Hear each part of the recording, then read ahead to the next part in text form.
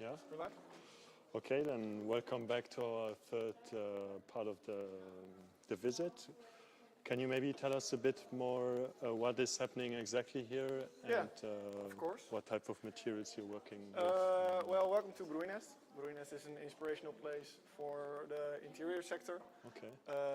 Architects, furniture makers, well, everyone in the interior sector comes here for inspiration, advice about how to manufacture anything, for their design.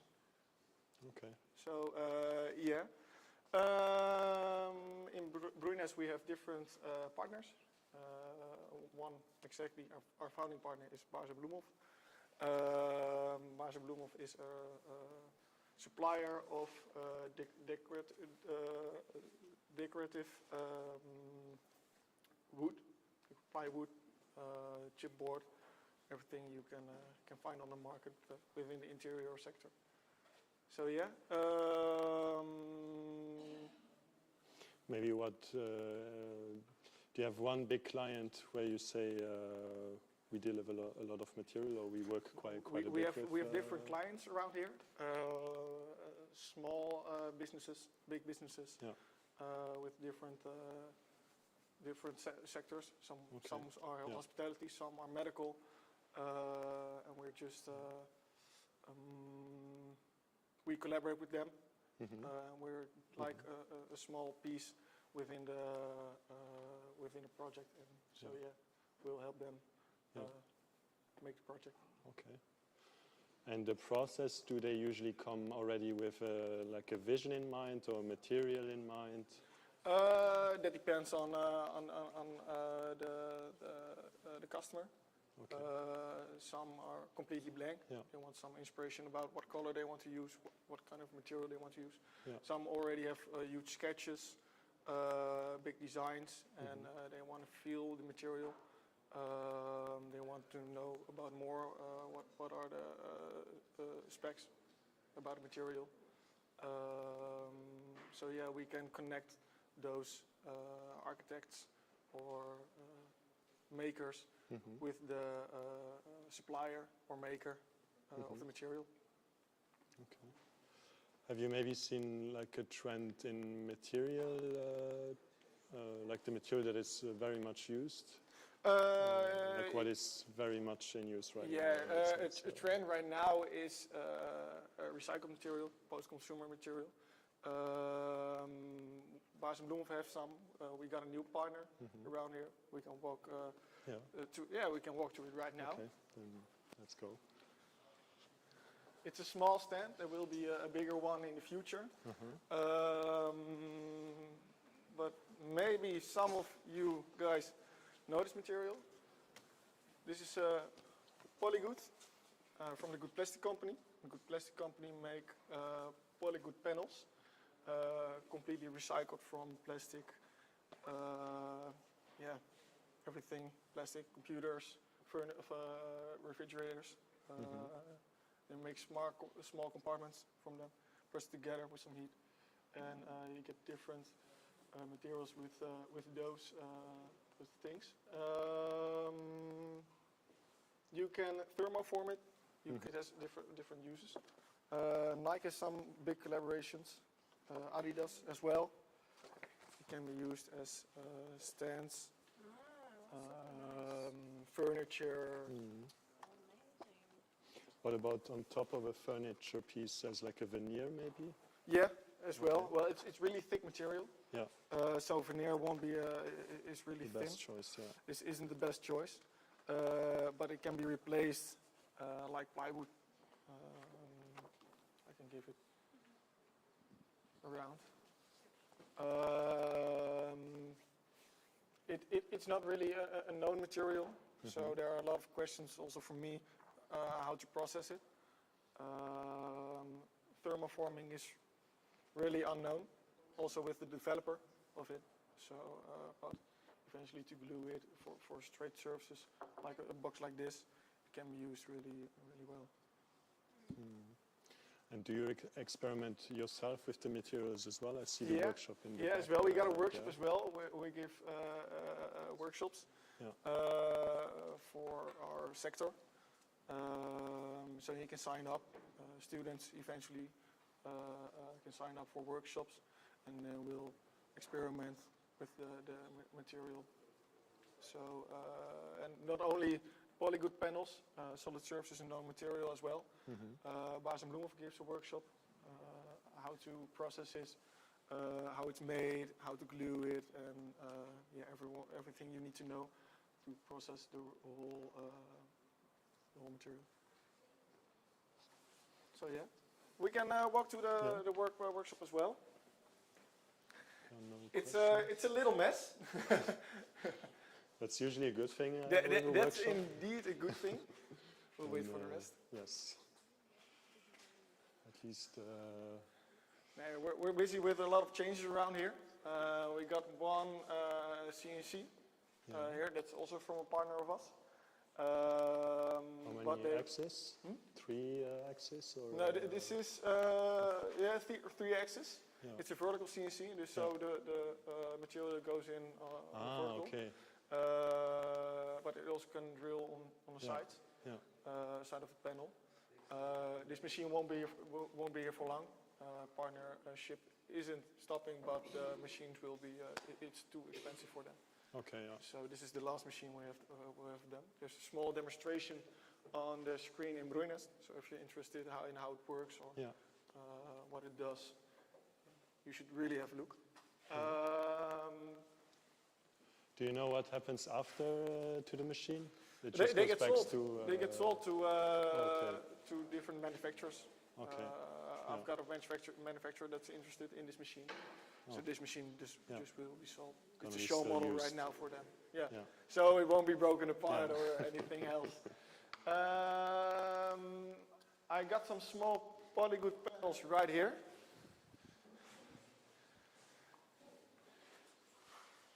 Those panels can be made in different measurements.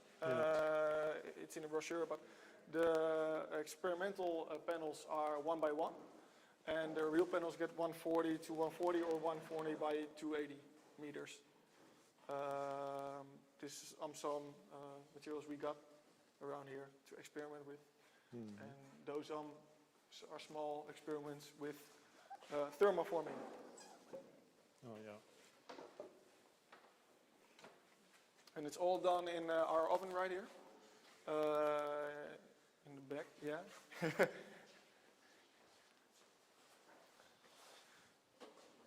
And in this oven, it's heated. So this is the heat panel. And the bubbly side on the test pieces are the ones that were on the heat bed.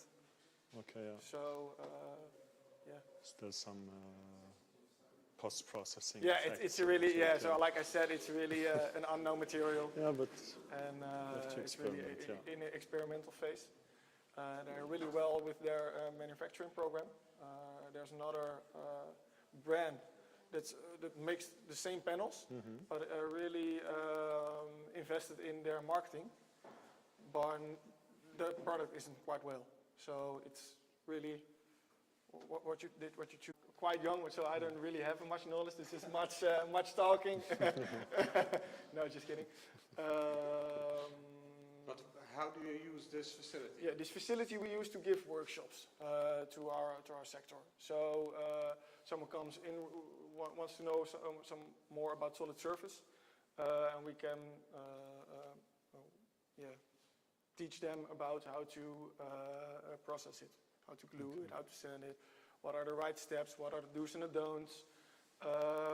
Right now it's only solid surface. In the future there will be something with Hevelen. Hevelen is a supplier of everything in furniture except the wood. So the hinges, the lights, the handles. And they will give a workshop in the future about the lining in their furniture. So it can be, quite different. And now this is used specifically for this? Now, right now, at this moment, it's not really used. We're working on a new plan to make it a bigger showroom. So the showroom is behind the glass, but in the future will be different kind of glues. And he will get a small presentation. Maybe Polygood panels will indeed get a small presentation about how it can be used, how it can be worked with. So yeah. Does that answer your question? Yes. Thanks. But I have a follow-up question. Okay, interesting. So, yeah, because it's quite an interesting concept, right? There is a place who's so-called open to everybody who wants to try. I have a question about this material. I can come here. I can test. Yeah. Do I have to pay when I come here? No, not particularly. It's not really open to work around here. You need to have a real project to first, of course, you need to have a purpose for a project. I've had some students, old students from HMC, who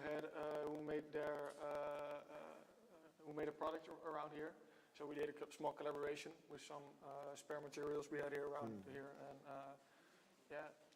it depends on what kind of project we're working on. Yeah, so it's like B2B, and it's oriented towards an upcoming project. Yeah. So it's not, let's say, you could not say, okay, let's welcome here a group of 20 designers. They don't have a project yet, but we're going to welcome them to just show them what they can do with this material, so to inspire them.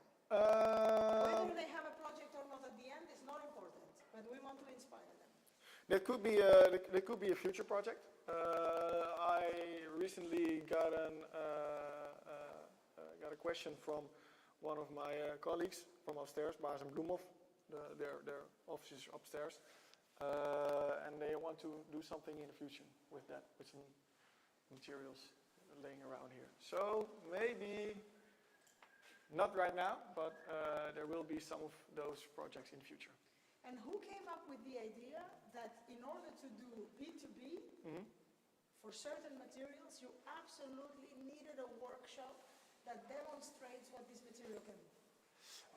Baars and Bloemhof came with this study. They first started in Eindhoven. Eindhoven, it was just a material library. Then they came to other libraries. And eventually they came with a workshop to inspire the maker, except for the architect. So Baars and Bloemhof came with this idea. They invested in this idea, and eventually it stands on its own right now. And this is like financed by the businesses that you represent? Yeah. And basically there is enough outcome, if you want, of such a workshop, that they still feel it's worthwhile, let's say, financially supported. Yeah, the workshops are mostly financed by the partner itself, and my time, of course. Usually I'm the host. The most common workshop around here is given by a partner. There's one exception where I'll make a workshop, or more exceptions where we bring different partners together, so I can give a workshop. I'll get the knowledge from the partners and I'm giving the workshop. But we do everything to give our partners our attention. But eventually everything is financed by the partners. And would you train, for example, let's imagine the situation.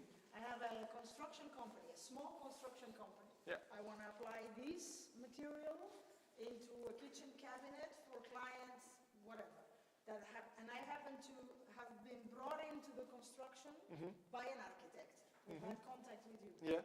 But my people on the construction site have no clue how to use this material on site.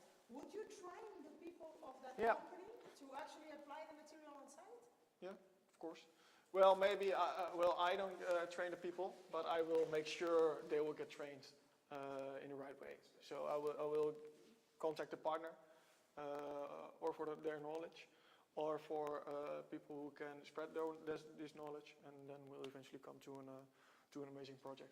Yeah, so that you do everything to facilitate the reuse of circular materials, let's say. Yeah. Yeah, that goes all the way from design to basically final installation. We support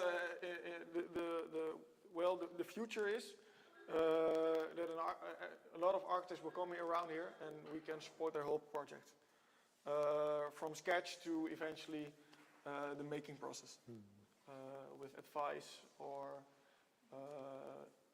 facilities. And we're here, we smell a little bit of intense smell. Is it a concern for you? No, just a question. Is it a concern for you, the kind of circular materials that you put back in the market or not? Sorry, Okay. I didn't understand you quite well. My question in a nice way. We come here, there is this is something you cannot have on camera, but when you're here, that's what you get, is you smell a kind of epoxy. Well, it can be. What is This it is about? small canister right here, and this is acrylic thinner, and maybe that's the smell. Yeah, that's it. This was brought here by the manufacturer. They gave a small workshop around here, and it's used to glue the polyglue panels together. So it kind of melts the material and it glues it together. But that's the smell. It's not usual around here to have the smell. Okay, it doesn't matter. This brings me to yet another nice question, which is, this is a so-called circular material that needs to be put together or assembled in such a way that it cannot be disassembled because it's basically melted with acidic substances, you could say. Yeah. How do you feel about that? Yeah, that's quite unfortunate. Well, it's an upcoming product, I think, and there need to be a lot of experiments with it to become eventually a rightful product to bring to the market. And I think they bring it to the market to get developed, right? With people who think differently. So right now, I don't think it's a waste. They reuse the waste we make. So if it's glued with other materials or with acid right now. Yeah. No, because this is always the dilemma, right? Yeah, it's always a dilemma. But it's the same. Do you bring a new material in the market? Yeah. And what are you doing with it? And then there is another question, maybe that it's a follow-up, because I really think that this workshop with the production processes and tests that you are doing is really about elaborating new solutions for such materials. So therefore, we can say that the gluing part, we could even imagine that in this workshop, there's going to be enough research that there may be new ways of gluing the material, say, in the future. But there is also this question of certification, right, of materials. Yeah. So that one thing is to try to make a new material, the other thing is to try to apply it, and that's what you're doing. But sometimes the material is not certified up front, because precisely you need the trial period to get the certification, right? Yeah, right. Where are you in that? I'm completely out of that situation. I like to try it out myself, to tell people about it, to spread knowledge. I'm nowhere in between. So is this material certified in any way? I think so. Yeah, I don't really know yet. I can find out for sure. But I think it's certified for the market. It's already in use in the market. So my suggestion is but there are a lot of questions about how to manufacture it. Yeah. And also the production process might influence part of maybe the earlier certifications, right? Yeah, of course. Yeah. Of course. Very nice. Very Thank nice you. work. This is absolutely important. We got a question. Can we see like other materials around? Because I saw there are a lot of different types here. Yeah, And if you, of course. maybe We not can everything, but you we could, can walk to the showroom. yes, I I can speak tell about- something yeah, else exactly. about other materials. This is eventually from the Good Plastic company, Polygood Panels. And Baars and Bloemhof has a lot of inspirational materials as well. So yeah, of course, that was my next point indeed. But also like not even like only materials, but I saw like the wood that was tried to be curved or like connected, this kind of, so you know, a little bit of your comments about what's happening here, you know, what do we see? Yeah, of course. Well, we did a workshop once about, well, what was it called?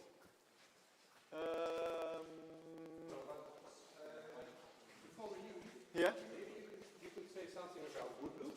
Oh, Woodloop, yeah, of course.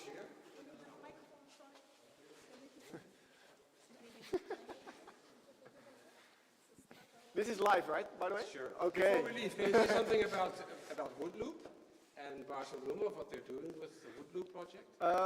Woodloop is a project for small businesses, small furniture makers, and it's to retrieve chipboard and MDF. Right now they have a collaboration with 26 businesses, furniture makers, to collect, well, yeah, everything about chipboard, but also multiplex, plywood, and just solid wood. And Woodloop is a concept who makes chipboard again. So it retrieves the material and makes new material from the Woodloop boxes. We got two different. Is MDF trouwens de juiste? MDF and chipboard. It's collected separately because it can be used together in a panel. So these crates you can find at different companies? Yeah. Well, right now I heard a few weeks ago like 26. So it's a small project right now, but those boxes are collected by Baars and Bloemhof. So a truck delivers some new panels, some more plywood, but I also collect it eventually. And well, yeah, it gets back in the cycle. Okay. So they bring an empty crate? Yeah, so they bring an empty crate and they get a full one. And how quickly do you fill this crate? Is this a week? Well, this is, I just cleaned the workshop, so this was like a day, a day of work. But it depends on how much a business manufactures. Usually around a week. Between a week and a half, a week, so such kind of box would get filled. So it's usually those small pieces who can be used for anything. Maybe a piece of 10 centimeters will get used for the plinth. What's plinth? Don't know. Don't know. Yeah. So yeah, it's just for Uniling is a bigger company. They work together with some bigger businesses, bigger manufacturers, and this is just a project for smaller manufacturers, smaller business. You're welcome. Any questions? Questions? We go to the materials. Yes. Showroom? Yes.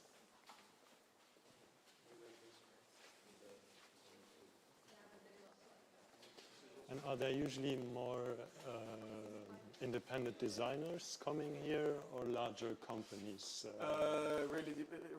it's okay. It's really different. Okay. I got some. I've had some bigger companies around here. Yeah. We had some projects for bigger office spaces, but also smaller architects who work alone for some more residential places. Okay. I'll grab So, a sip of drink. Yes. Where's my Coke?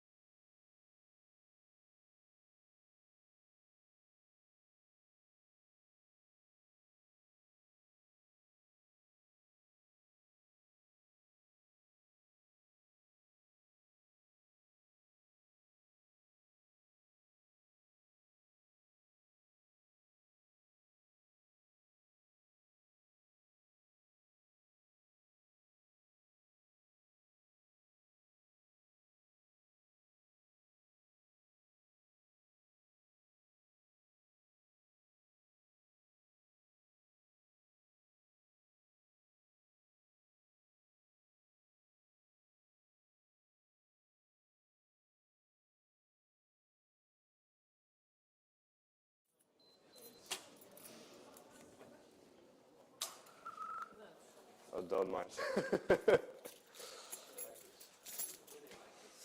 Yeah? The design is I think it's still open. You're all architecture or design student? I am Architect. design. Okay. We are multidisciplinary, so we have engineers, designers, Oh. sometimes even like more business-oriented people. So the lab is like Yes, it's like a meeting place for all the people from different educations to work with robots. Oh, nice. So it's a really multidisciplinary tour right now. Yeah, more or less. Yeah, yeah. We do fashion, product design, architecture, etc. yeah, and advertising, so a lot of disciplines. Yeah. Okay, nice. Well, I will introduce myself, I think. You are the last two, right? Yes. Welcome all at the Stadstuin in Utrecht. This, we are now at the Stadstuin, and this is totally kind of a separate structure. This is an old factory, a train factory from like 200 years ago, and we made some offices in here. That's an old company of Sustainer. First I will introduce myself. My name is Max. I'm a structural engineer at Sustainer, but I'm already working for 5 years over here, and I studied civil engineering, and then I became interested in wood, became interested in kind of made a building system out of wood and how to do that, and then I landed at Sustainer. And over there, first I was part of the software team, and 2 years ago I graduated as a structural engineer at TU Delft, and now I'm part of the software team and the engineering team. So kind of I want to combine things because the structural engineering industry is really conservative. They're not really that much parameter tools like Grasshopper or other type of programming languages. So that is what I'm doing. If you have some questions, about that, you can ask them later. And where are we now? We are at the Stadstuin, and this is designed like 4 years ago by Sustainer. It's now a separate company. It's called Respace, and it's totally made out of wood, timber. So that's it. That's Laura. Okay. I don't know what the plan is.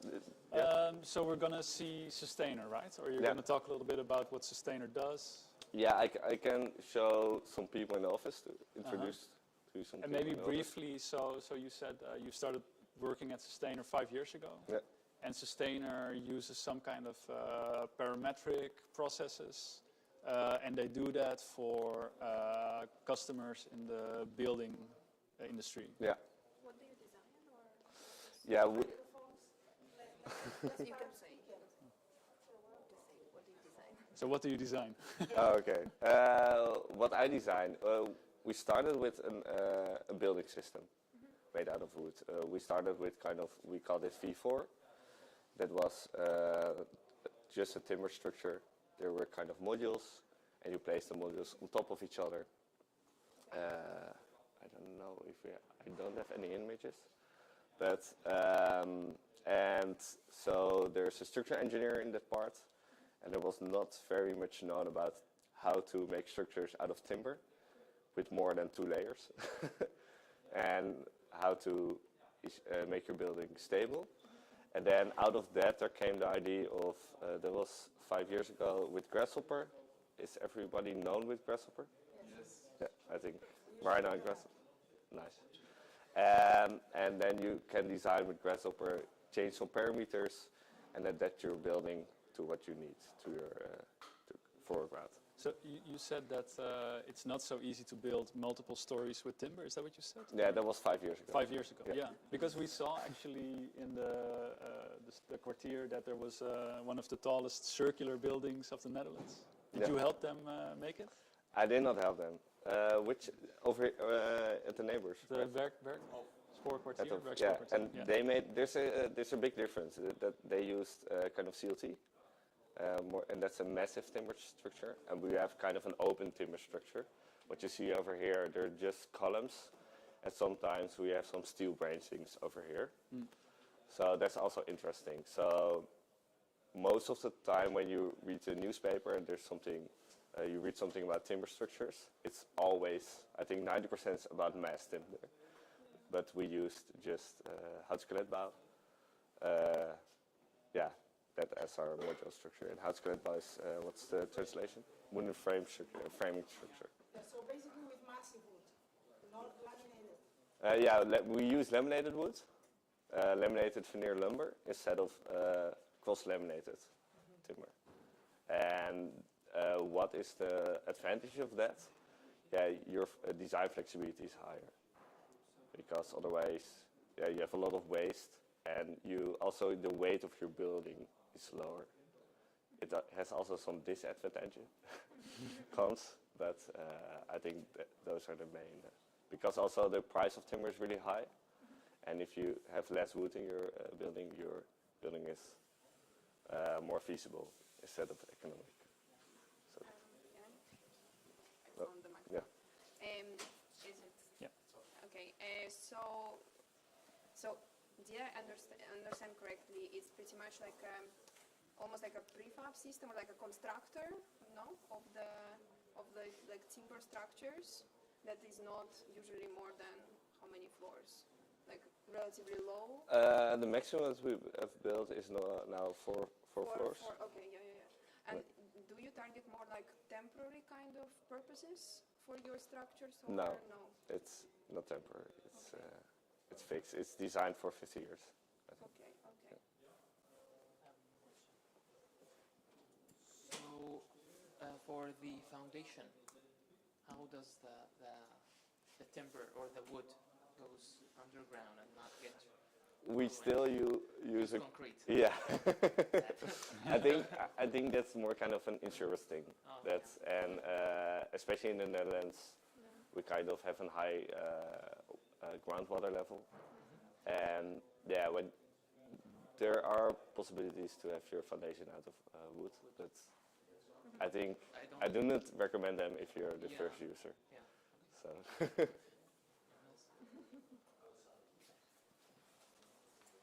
You mentioned grasshopper right away, so I'm going to maybe address that.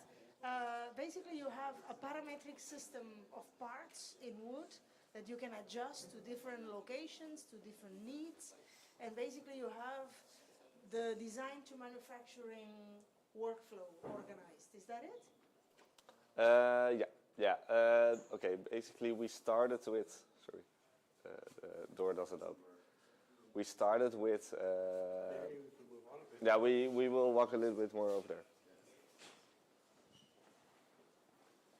You build an orthogonal building, or you have to change your scripts like every month, and that costs a lot of labor and time, etc.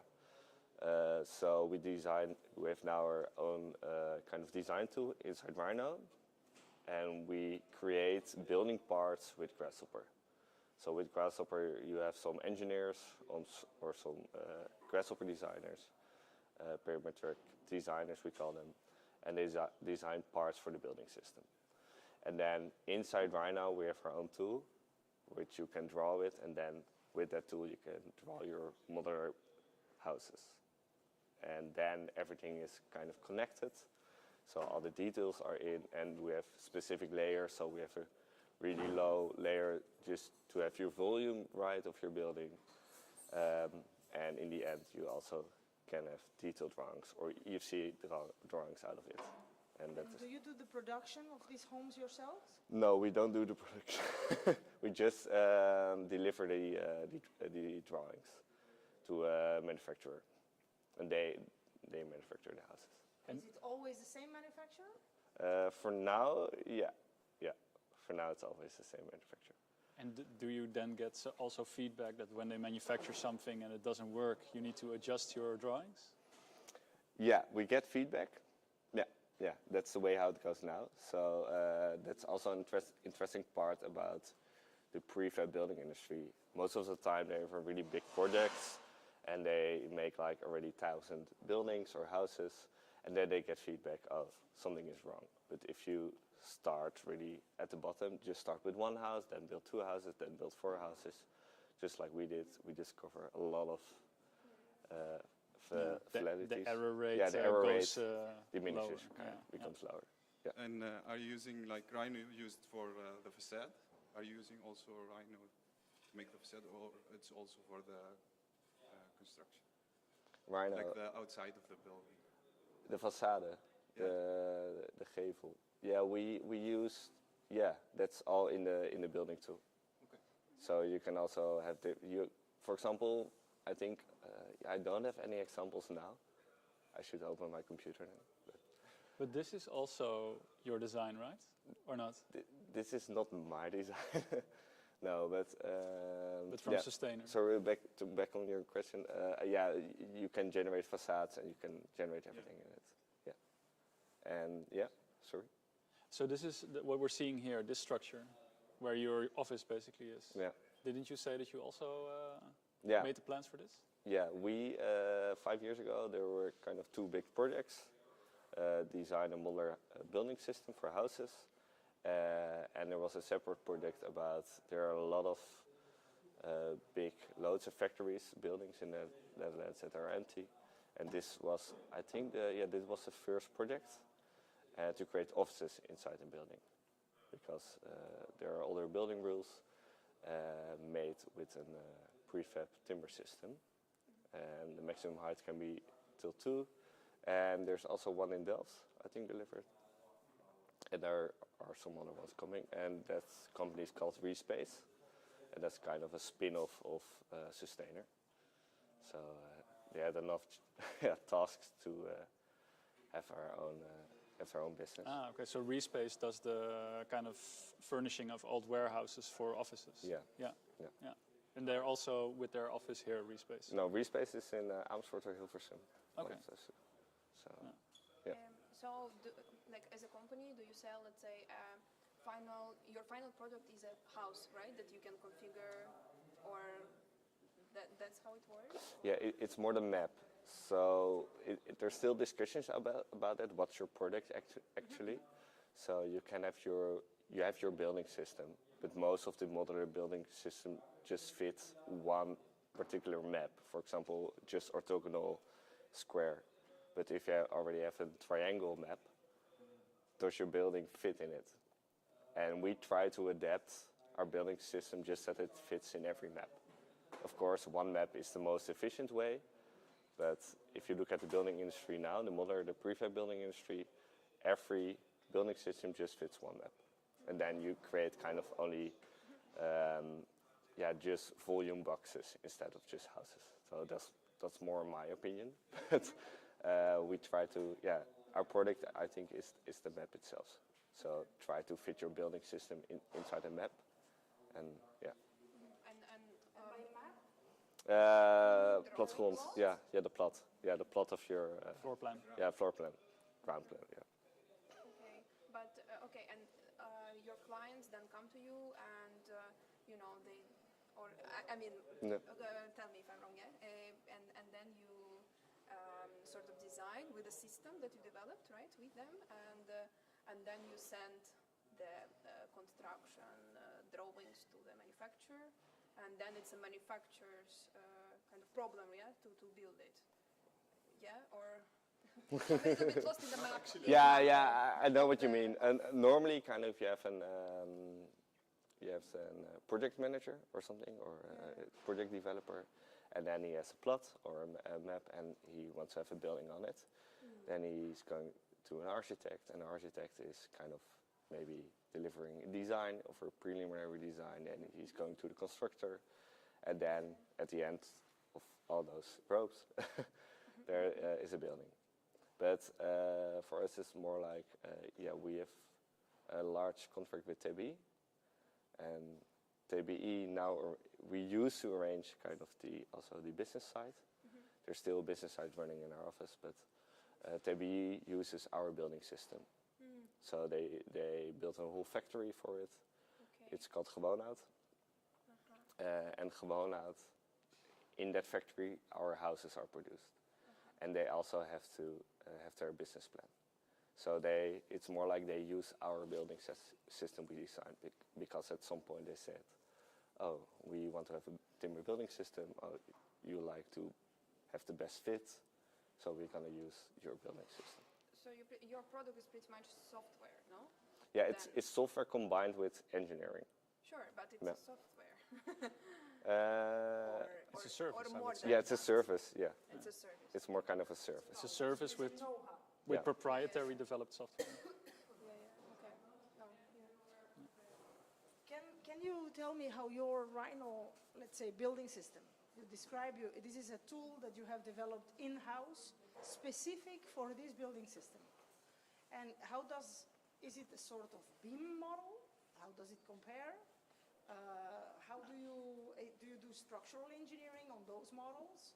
Do you do, what kind of, let's say, what kind of design or engineering processes do you do on your software? Engineering processes. It starts with a very sketch design, and we started with just modules, and modules are just boxes with a length and a height and a width. Then you have your limitations based on transport, because if it's going to be too big, your transport costs are too high. So that maximizes the dimension of your boxes. Then you need to have a certain height to live in, to stand. So those are all the kind of limitations you have. If you have them on paper, then you design your system. And then you need, of course, a structural engineer for dimensioning all your structural elements. And after that, you have an acoustical engineer and a facade engineer. All those people are involved. And then, in the end, it always comes to the details, but culture building together. So you work at the level, when we were describing the steps and who intervenes in this process, we saw there was the architect at some point, and there was also the builder or the contractor at some point. Do you work with architects or do you work with contractors mostly? We used to work with, or wanted to work with architects, but nowadays we work with contractors. Architects, they have their own design. And then you have to look, do they want to design with our building system? No, they have their own designs. Or they're also prefab architects, or I don't know, but nowadays only with contractors. And can I ask, how long has it been that you are in business? Me? No, you, Sustainer. Sustainer, I think it's for 8 years in business, and we started this project also 5 years ago. And the mass production, if you want, of your building system that is now happening at Helwon or other places, how long has it been that it's mass produced? They opened 1.5 years ago. And they hope to get on track this year to have their maximum kind of building capacity. And is there like major changes that have happened in this road to industrialization, to the system itself, let's say? Yeah, there's always kind of there are little issues we have to change or that, but. Sorry. You want some water? I think I need some water. Yeah. I'm gonna grab something. Ah. Ja, godverdomme. Net uit een meeting, een uur lang.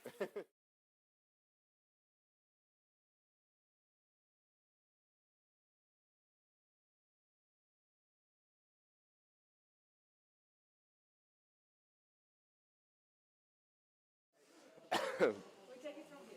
Yeah. So I was saying, if now you have your building system being mass produced, so at an industrial scale, you could say. And my question was, in this last 8 years since you began, have there been major changes to the building system itself because of this road to industrialization? Yeah, we hope there's going to be some changes. But that depends on kind of the collaboration between us and the factory, and I think that needs to have a change if we can do that. But there is not a major change in our building system itself. So for them, our building system is kind of finalized because they just want to have five typologies of buildings. So we deliver them the drawings, and those buildings can be built with our building system.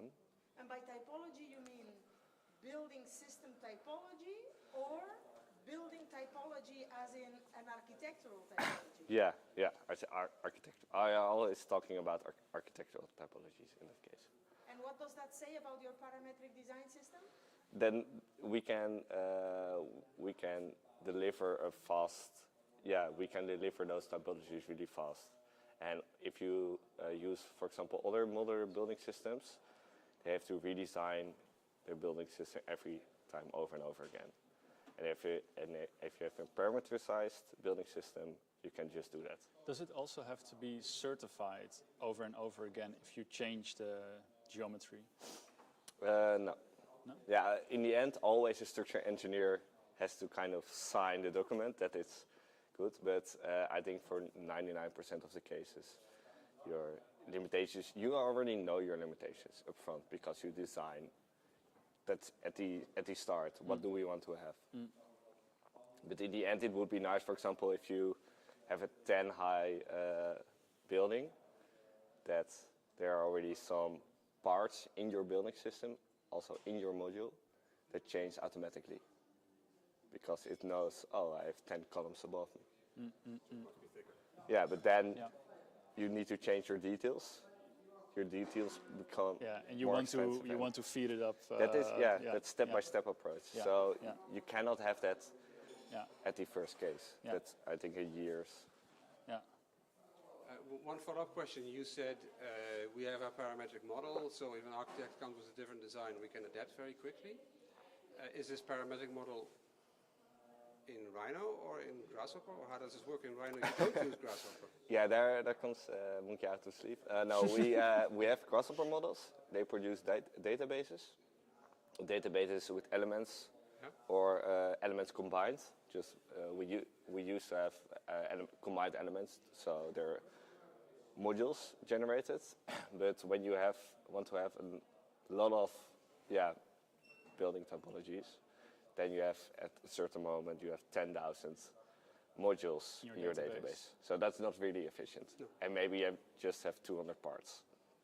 So when you draw in Rhino, it picks certain elements from the database and it generates them. So there's design logic in Rhino itself? Yeah. But Okay. it's a plugin, no? A Rhino plugin, what you are talking about. Yeah, but it's not online. They wrote it themselves. Yeah, it's a Rhino plugin. Yeah. At the moment, it's not online. No, it's okay. Yeah. Okay. I have another question. Oh. Okay, when we are standing here, to me it looks like we are inhabiting a building made out of kit of parts, right? It's like almost like the parts are easy to assemble. So the question is, because I don't know the factory, when you are building the elements at the factory, are they transported on site and then assembled on site? No. Or are they pre-assembled at the factory and then the module is transported on site? No, for our building system, it's an off-site building system. So you create 3D elements in a factory, and then they're transported to the building site. And on the building site, you just have 1 or 2 extra connections, so the modules are put together. Yeah. And you have looked at the impact of all of this? Meaning? The impact? I'm a little bit provocative. The impact of... Yeah, the impact. Because on the one hand, you say, and I really like it, let me say that I'm a fan, but you say, okay, we are using this kind of open timber structures because we see there is a benefit over CLT. We have seen also that if we want to introduce it in the market, at the end of the day we have to industrialize, and we are coming down to 5 typologies if we really want to make, and you start creating impact from the fact that you are introducing so many modules in the market, right? With a bio-based material, with a kind of all these pluses. But then you are also building on 3D in one location and then transporting your units to the site. So So the more sites you have, the more transport it will imply, right? Yeah. So, question to you is, have you made a calculation It's an of interesting. how many units can we make in this factory before it starts not working? There's a break-even point, of course, that but you're talking about the extra amount of transportations that you need for a 3D building system instead of 2D or 1D. There are multiple discussions about this topic, also inside the company.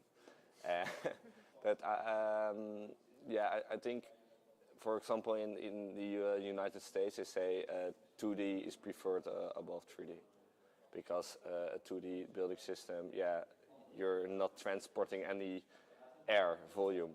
And in 3D, Netherlands is really small, that's my opinion. And when an area is really small, you can just dance, and the benefits are higher than the disadvantages. Controlled environment to put parts together. And your building speed is higher because everything is controlled inside the factory, and there's less waste. We're going back to the looks of it, because this looks like a kit of parts. So the thing is, you could say, it's made out of parts so that it's easy to assemble and many people can assemble. No, that's not it, because the buildings are assembled somewhere else. So, does it look like a kit of parts because it's cool? It looks cool? Or does it look like a kit of parts because you're thinking of disassembling at some point? This can be disassembled and totally built up at another place. And this is something. a kit of parts, because I have the pictures when it was made. This is the way it was, look around. Yeah, I know. It was a stack of wooden beams. It was just a stack of beams, on a pallet, So on this location, it was built as a kit of parts. Yeah, and this is just a 2D or 1D building system. How give the name. This is not a 3D building system because it's brought as a kit of parts and totally built up here. It's something different. And have you disassembled already any of your units or not? There are, I think, our 4 V1 module. I was not part of the company at that time, but that one is assembled and disassembled and assembled again. And what did you learn from the disassembly process? It took more time than expected, they said. So. And the wood, was it, let's say, bended? Was it, how do you experience, let's say, one thing is, because I think here we see clear, the building system design will allow or not allow for the assembly, but then the other thing is the performance of wood itself. When it has been in this position or in that position, it will have an effect because it's a live material. Yeah, for wood, the best way to describe it, what is the moisture content in the air? So this building is totally relegated by airco or manufacturer. There's it's a closed, how do you call it? Controlled, closed environment. Yeah, there's a typical term for it. But and then I think your wood, you can just use it again and again. But if it's an open environment, I think then there's some you have to. And do you build structures for outside? Yeah, our houses are for outside. Yeah, do your designs take into account the preserving the wood? So that the environment, the conditions for the wood are good. Yeah. Is that also part of your design? You have your facades, so that is always the perimeter of your building, and we can use it over and over again. And we haven't seen our oldest house is 5 years old. 5 to 8 years old, and there are not any complaints about it. Yeah. There has been one on Funda last month, so it was nice. So I think they're still satisfied about it. Of course, if you are the first with a timber house, there are always some complaints, and some things can be done better, but you have to start at some point. And timber and parametric structures lend themselves to each other because of the CNC milling benefit. Yeah. Can last thing. Yeah, it's okay. In the fact, because it would be really, factory now. So we've spoken to you, and then now we can, if we visited the factory, that would be perfect. And in fact, we are organizing a visit to factories, so that would be super nice.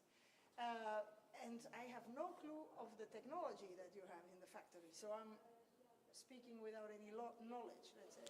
But do you have robotics on the factory?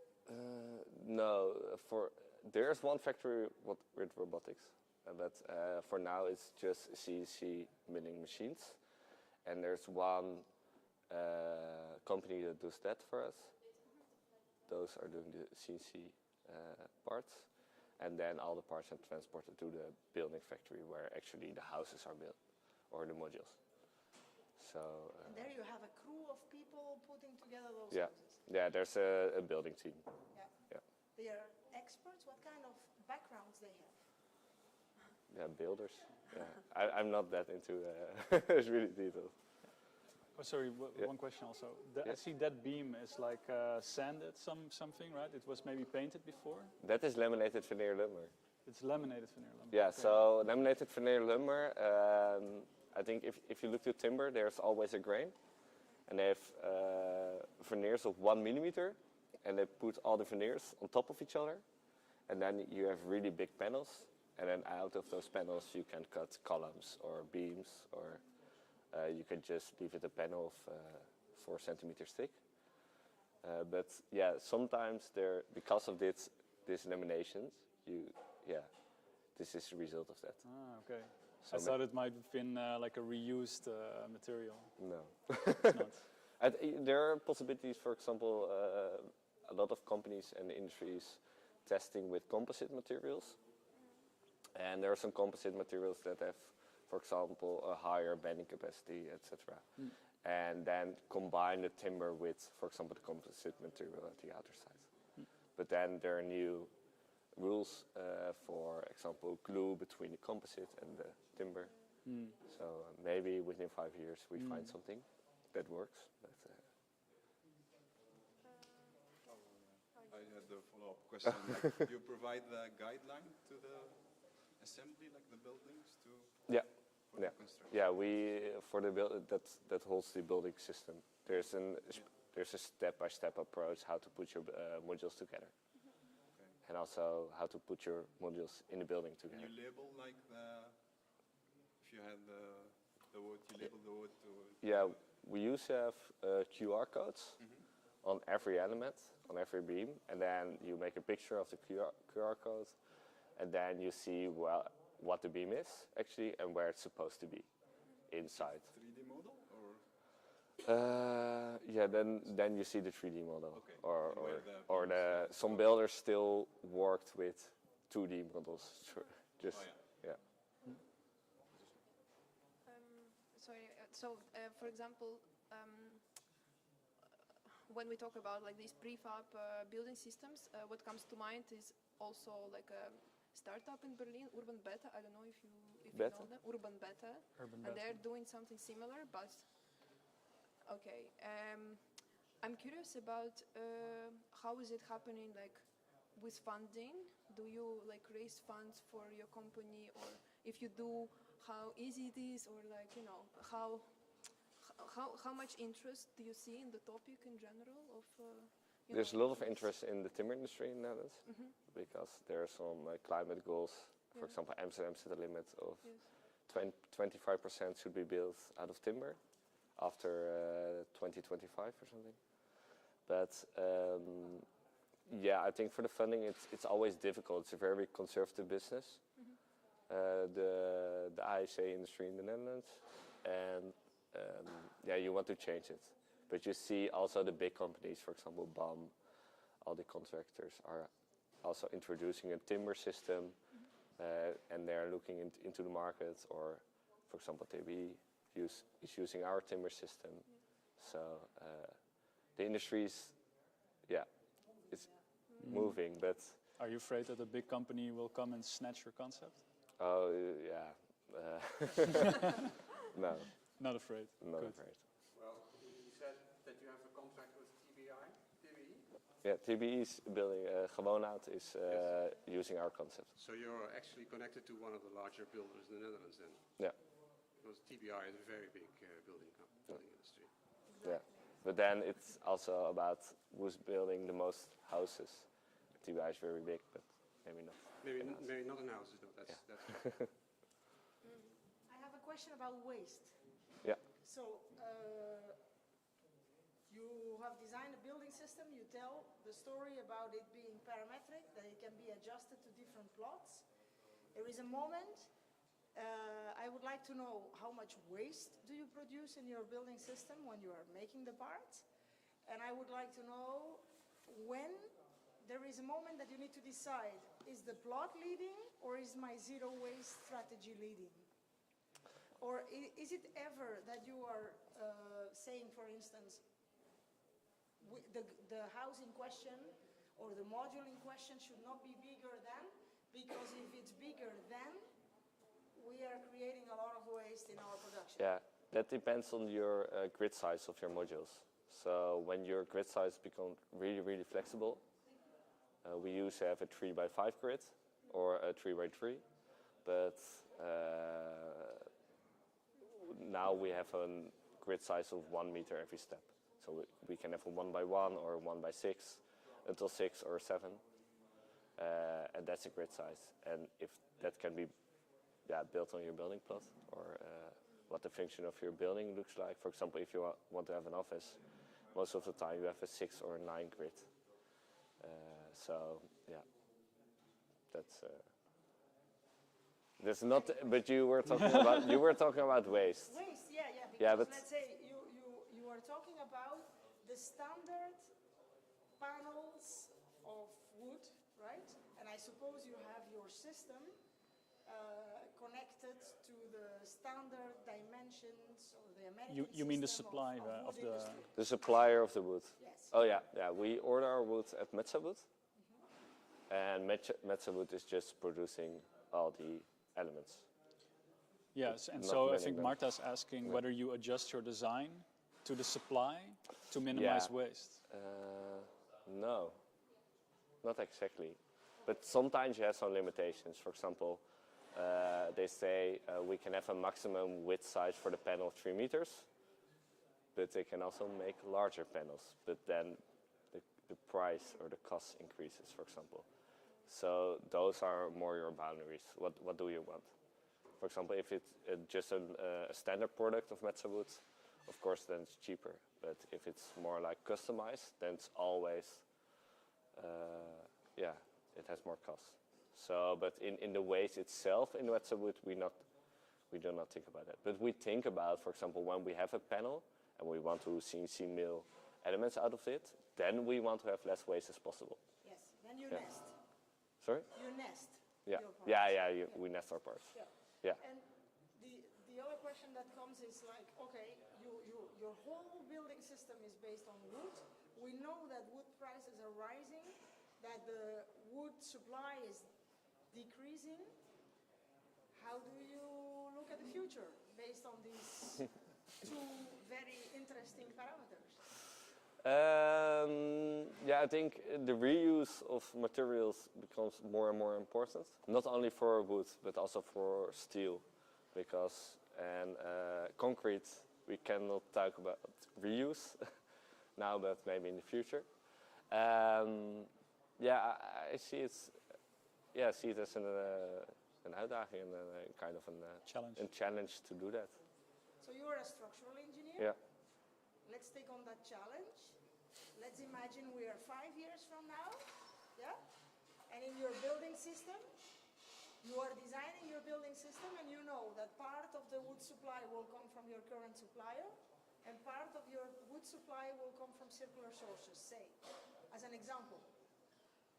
How do you think is going to make your work more difficult, or how do you think you could embrace the fact that there could be a hybrid structure where part of the wood is circular and part of the wood is original? Yeah, I think the first challenge is that we have to start now, because if you have, for example, other details, if you look at those beams, maybe you have to remill those beams because we cannot use that end that's slightly angled.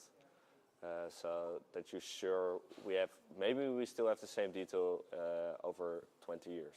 But if we have not, yeah, maybe we need to cut something off and remake our beams. But yeah, I think it's still an interesting topic. There are many discussions about that topic, also who's paying it. And I think that's the biggest question for now, because we can design with it. And if there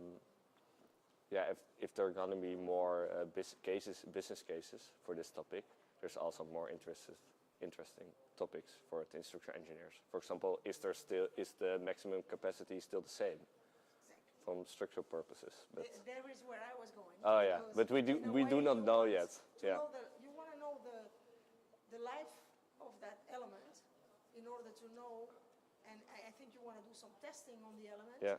In order to know what is its current capacity, right? Yeah. You cannot take it as a given that it comes out of the shelf with this kind of capacity or this kind of quality.